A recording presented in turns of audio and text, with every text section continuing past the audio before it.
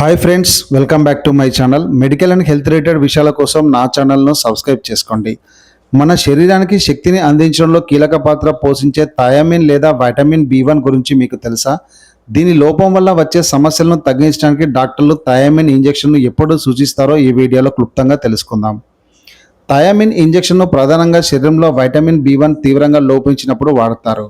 ముఖ్యంగా బెరీ వ్యాధితో బాధపడే వారికి, మెదడుకు సంబంధించిన వెర్నికో కోర్సాకఫ్ సిండ్రోమ్ ఉన్నవారికి ఇది చాలా అవసరం. ఇది మన శరీరంలోని కార్బోహైడ్రేట్లను శక్తిగా మార్చడంలో సహాయపడుతుంది. అలాగే నాడీ వ్యవస్థను బలోపేతం చేయడానికి, కండరాల బలహీనతను తగ్గించడానికి మరియు తీవ్రమైన ఆల్కహాల్ అలవాటు ఉన్న వారిలో కలిగే పోషకాహార లోపాన్ని సరిచేయడానికి డాక్టర్లు ఈ ఇంజెక్షన్ను ఇస్తారు.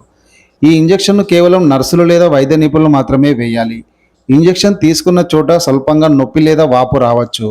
ఇది సాధారణమే.